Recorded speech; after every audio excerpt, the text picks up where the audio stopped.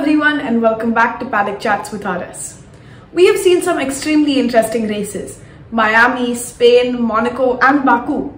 And in these races we have seen the extremely interesting and intense battle between Red Bull and Ferrari and Charles Leclerc and Max Verstappen.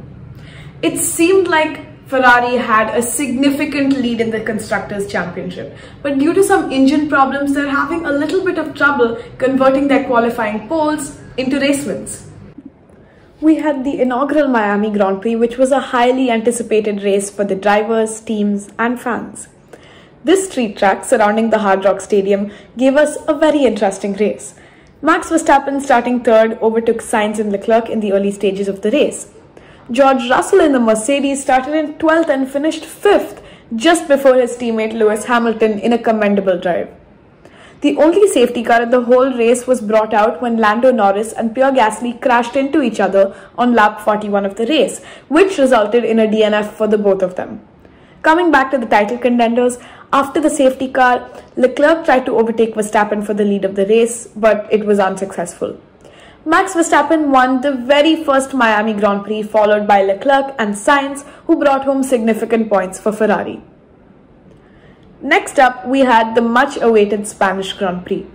The gravel trap at Turn 4 seemed like an issue for a few drivers, like Carlos Sainz and Max Verstappen, who went off into the gravel trap on separate occasions. Lewis Hamilton drove an incredible race, moving from P19 to P5 after a collision with Kevin Magnussen. The home favourite Fernando Alonso started at the back of the grid and finished P9 in his home race. Charles Leclerc, who was leading the race and looking to win, had to retire due to a power unit issue. Max Verstappen won the Spanish Grand Prix with his Red Bull teammate Checo Perez coming P2 after a team order not to race Verstappen. George Russell in the Mercedes secured his second podium of the season and came in P3. Then we had the Monaco Grand Prix. All eyes were on the home driver Charles Leclerc, as he had never finished his home race before.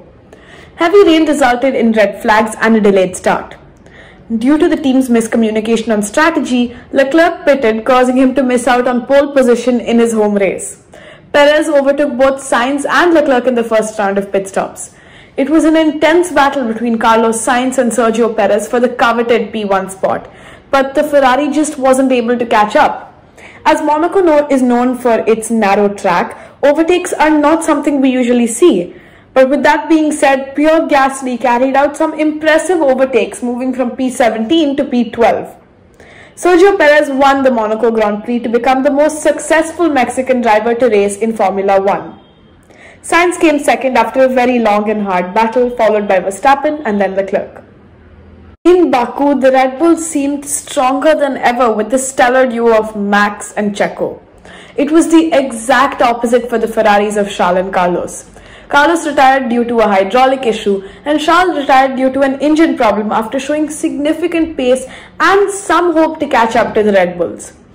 It seems like Ferrari has a problem with their engines, as we saw Ferrari-powered Alfa Romeo and Haas cars retiring as well.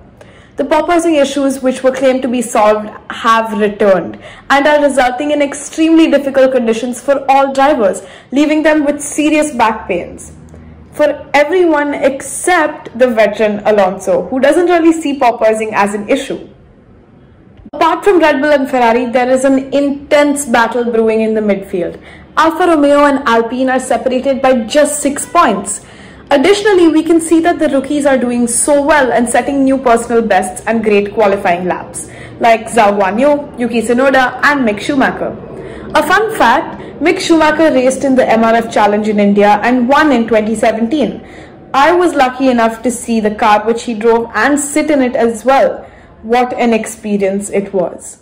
It seems like the Red Bull team's camaraderie has taken away any chance of Ferrari catching up in the championship.